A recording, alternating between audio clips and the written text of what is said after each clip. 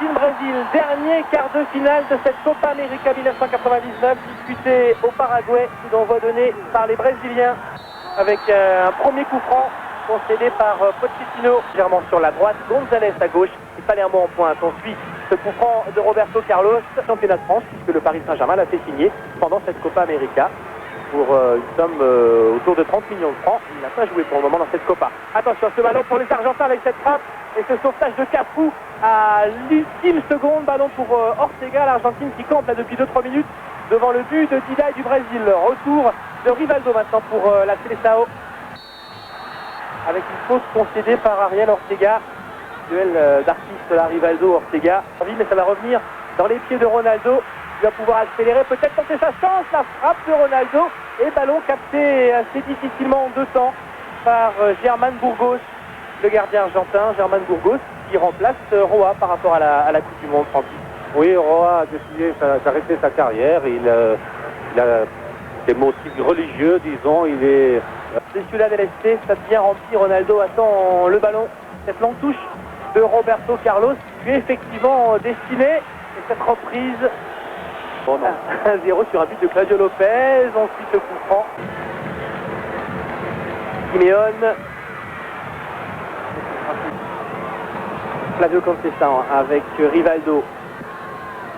Appel de balle de Roberto Carlos. À la lutte avec Ariel Ortega. Et Pochettino qui sera le premier sur ce ballon. Roberto Carlos, petit sifflet contre le Madrilène. Et à l'arrivée, alors qu'on suit quand même ce ballon, bien, il n'a pas souvent marqué, Roberto Carlos. 62 matchs, 3 buts, c'est un pourcentage vraiment faible. Alors c'est l'ouverture du score ici sur ce ballon complètement détourné. But inscrit par Juan Sorin, la joie de Germán Burgos. Et c'est l'Argentine sur un coup du sort, il faut bien le dire, qui marque le premier but de ce quart de finale. On parlait de Juan Sorin et c'est Omar Da Fonseca qui m'a aidé personnellement à préparer cette rencontre, qui nous décrivait un petit peu les joueurs argentins. Il nous disait, tu verras Sorin, il a toujours des bons coups, il est toujours dans les bons coups, il a toujours des occasions dans une rencontre. Eh ben, la première lui a suffi, même s'il bénéficie, on va le voir sur le ralenti, d'un coup de chance avec ce ballon détourné. L'Argentine mène 1-0.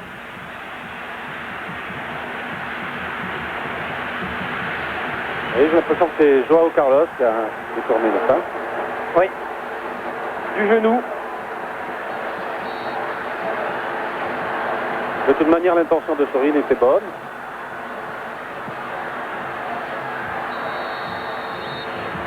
Alors Francis, 1-0. 1-0, on attend maintenant que le Brésil passe à l'attaque. Et quand le Brésil passe à l'attaque, en général, on s'amuse, Cyril. Hein.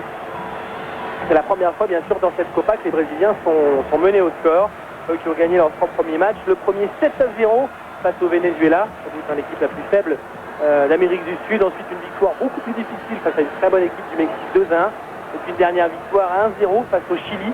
Le Chili, qui on l'a vu tout à l'heure, s'est qualifié pour les demi-finales, tout comme le Mexique, ce qui veut dire que le Brésil c'est dans un groupe très difficile. Et bien pour la première fois de cette Copa, le Brésil est mené par son ennemi héréditaire argentin. 1-0 sur ce but de Sorin, inscrit après simplement 12 minutes. Palermo, la frappe de Palermo. Oui, c'est un peu un nouveau rôle pour Ronaldo qui part de beaucoup plus loin et qui participe beaucoup plus à la construction dans cette équipe du Brésil. Rivaldo cherché Amoroso. Dans la surface, il y a eu un duel, l'arbitre a laissé l'avantage. Nouvelle chance pour les Brésiliens avec ce centre vers Ronaldo, le drapeau s'est levé. Rivaldo cherche Amoroso vers la surface de réparation. Pochettino devant lui, Amoroso au crochet.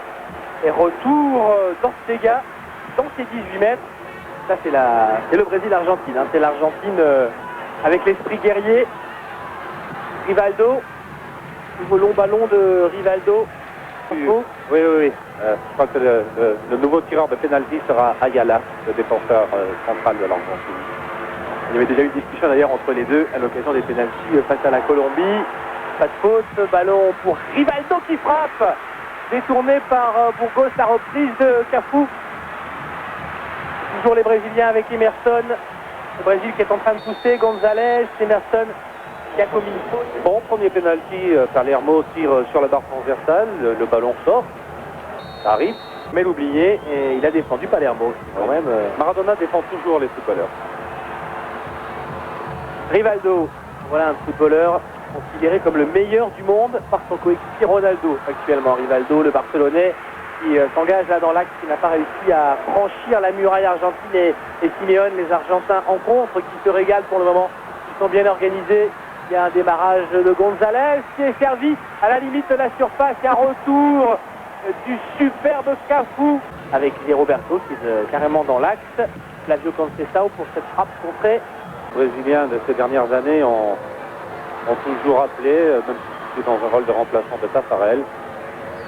Et c'est maintenant un joueur très expérimenté. Même s'il avait manqué, faute d'expérience, justement, un peu ces Jeux Olympiques. C'était un petit peu trop dans le match contre l'Uruguay. Oui, un coup de coude juste avant qu'il marque un but. Et il est sorti juste après le but. Donc, il avait l'œil pratiquement fermé pendant 2 jours. Mais ça a l'air d'aller un peu mieux quand même maintenant. Alors, situation très chaude là. Le Brésil va obtenir un coup franc. Il y a eu une faute sur Cafu. Et un très très bon coup franc à venir pour les Brésiliens. Bon, Roberto Carlos. C'est un peu trop précis. Non, oui, on en a parlé. Il est le frappeur de coup franc dans toutes les positions. Celui-ci quand même à une vingtaine de mètres. C'est plus un Ronaldo ou un Rivaldo a priori pour ce genre de frappe. Faute d'Ayala. Ronaldo a priori avait envie de le frapper. Ronaldo pied droit. Rivaldo pied gauche. Peu de soucis pour Burgos, qui est en train de placer son mur.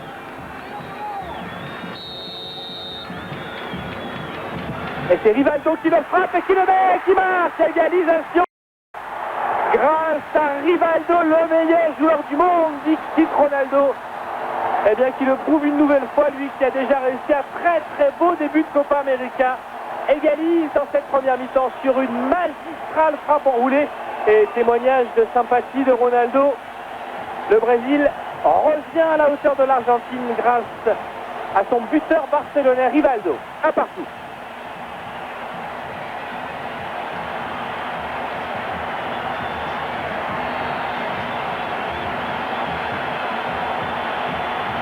C'est mérité parce que les Brésiliens attaquaient et les Brésiliens essayaient. Pas toujours très bien, mais ils essayaient. Donc, et Burgos c'est à 6 mètres du ballon quand même. Hein, oui, il est resté complètement arrêté. Il ne pouvait plus rien faire, hein, je crois.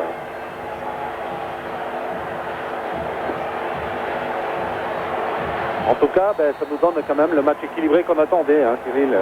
Jusqu'ici, ces quarts de finale de la Copa ont tous été équilibrés. Et là, voilà la frappe de Riquelme. Elle a été contrée au départ. Boca Junior, on va suivre ce coup franc frappé par Rivaldo, boxé par Burgos.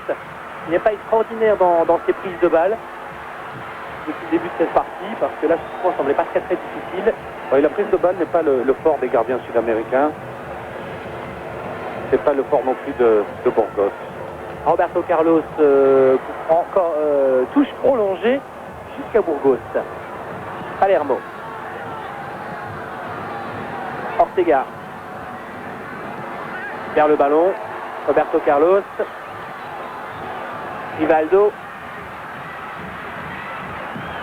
Frappe de Rivaldo. Contre-perception. Flavio Conceição. Rivaldo vers Amoroso. Au crochet d'Amoroso. Il a Samuel devant lui. Cherche Ronaldo. Ayala.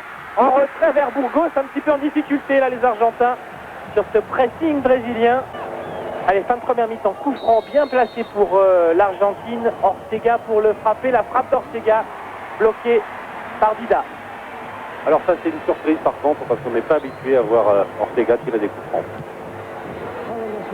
Il a mis toutes ses forces sur le côté droit de la défense brésilienne. Il est encore dans la surface. D'ailleurs, Sori dans ce ballon de Palermo. Cette frappe repoussée par Dida. Deuxième chance pour Palermo. C'est dans le petit filet.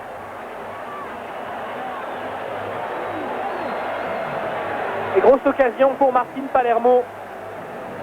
Avant-centre de Boca Junior, encore le même club, auteur de 3 buts dans cette Copa.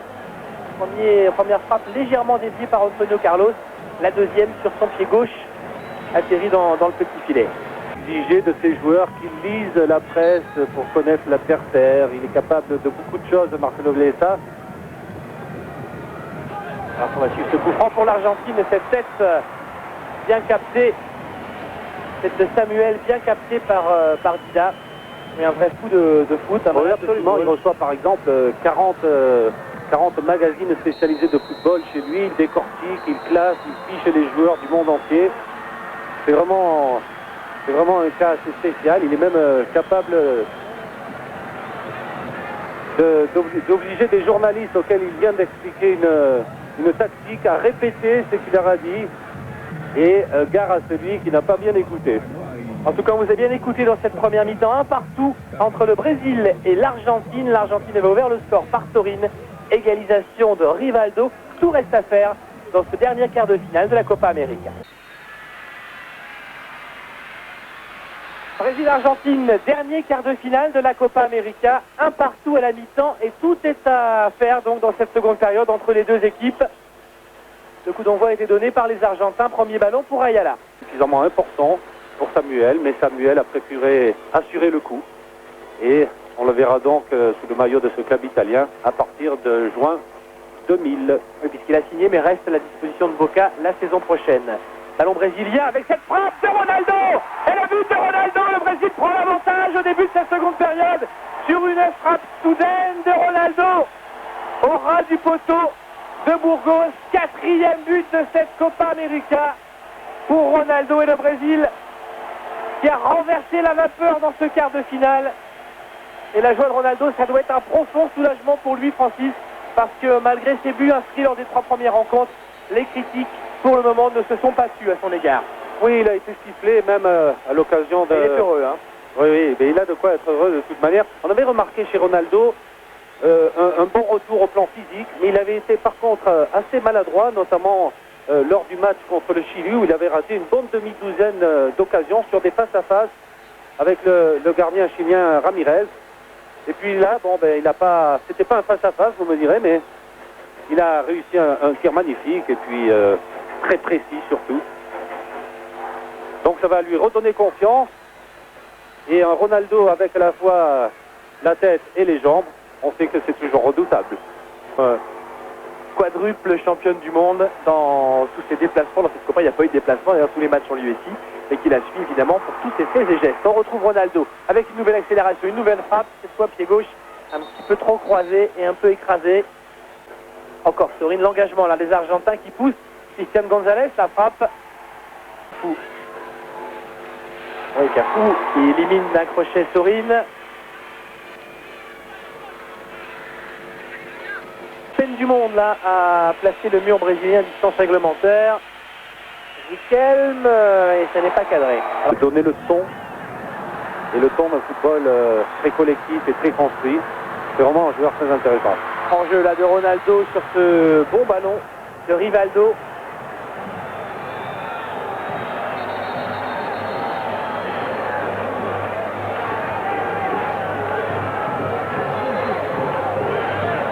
Absolument indiscutable. C'est la première manifestation argentine de jeu collectif vraiment dangereuse. Ronaldo dans ses œuvres qui accélère. Ronaldo à l'entrée de la surface. Il s'est écroulé dans cette surface et qui a perdu le ballon. Et encore un gros duel là. Zé Roberto qui est arrivé un petit peu en retard. De Ronaldo qu'on appellera lorsqu'il y a un carton. Tout de suite, il a même affiché une banderole à la porte du stade en disant ici on ne vend pas de vedettes. Le président de Grêmio. Et ensuite le frappe de Rivaldo qui va donc se distinguer et puis après on reviendra au jeu. Frappe d'Emerson avec le président de Cruzeiro qui lui, vous me racontiez, a répondu Ronaldo. Et il a perdu une élection qui était gagnée d'avance pour un poste de député du Minas Gerais. Apparemment. C'est Sorin effectivement. Christian Gonzalez occupe maintenant le poste de Sorin et Claudio Lopez occupe le poste vétéran de la sélection pour le moment. Ensuite, ballon d'Ortega parce que c'est une grosse occasion là. Donc Eric Gonzalez et pénalty pour l'Argentine. Pénalty concédé par la défense centrale brésilienne et João Carlos, semble-t-il, qui a commis une grosse faute là sur Gustavo Lopez dans la surface de réparation. Ayala face à Dida, frappe d'Ayala et parade de Dida qui arrête ce pénalty. C'est son deuxième pénalty arrêté dans cette compétition à Dida. Il avait déjà stoppé un pénalty contre le Chili lors du match précédent, mais ça n'avait pas eu du tout la même incidence. Le Brésil était déjà qualifié. Là, c'est absolument terrible pour l'Argentine car c'était une occasion unique de revenir au niveau du Brésil. Banal, il n'a pas été conservé par le Havre. Il était loin d'avoir la cote, bien sûr, qu'il a aujourd'hui. Et ensuite, il a fait pas mal de passages au Portugal. Il a joué dans plusieurs clubs portugais. Christian, avant de revenir au Brésil, sans doute pour très peu de temps. Ah, quand on est international brésilien, en général, on ne reste pas très longtemps du côté de Rio, São Paulo. Il joue à l'international Porto Alegre. Il a marqué 14 buts en championnat.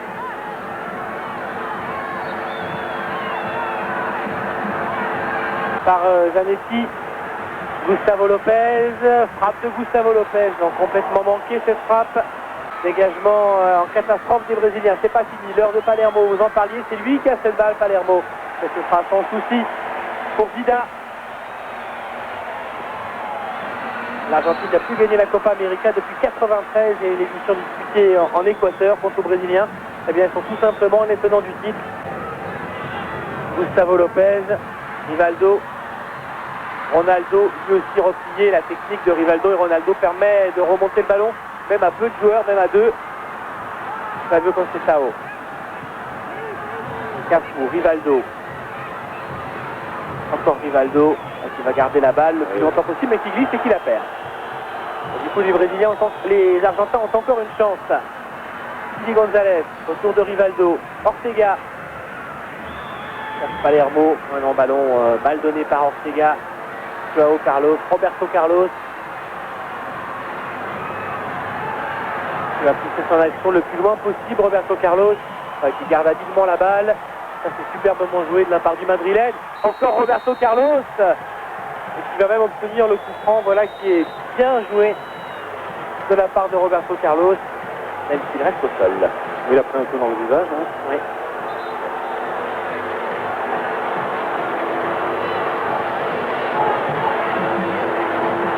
En tout cas, Cyril, les Brésiliens n'ont pas montré leur côté le plus spectaculaire. Mais c'est une équipe qui dispose toujours d'individualité très brillante et qui semble bien partie maintenant pour arriver en finale. Car le Mexique en demi-finale aura quand même du mal face à cette équipe. C'est une bonne équipe, le Mexique, hein. C'est une équipe solide, c'est une équipe qui joue bien au ballon. Et les équipes se sont déjà rencontrées puisqu'elles étaient dans la même poule. Le Brésil a gagné 2 buts à 1. Il faut quand même noter que si le Brésil se qualifie bien, 3 équipes issues du groupe du Brésil seront qualifiées en demi-finale. Les Brésiliens, donc les Mexicains et les Chiliens. Et oui, et puis il faut aussi noter, Cyril, qu'on va retrouver 2 équipes qui avaient très très mal débuté. Alors ensuite, le coup franc de Ronaldo. L'Uruguay et le Chili qui avaient débuté par des défaites. À nouveau, essayer de le garder le plus longtemps possible. Il est suivi par Ortega. Antonio Carlos. Ce sera pour Pochettino, peut-être un dernier ballon argentin, ballon dans le paquet de Pochettino. Il ne faut plus tergiverser. Là maintenant, côté argentin, c'est la dernière chance. Ce long ballon vers Palermo.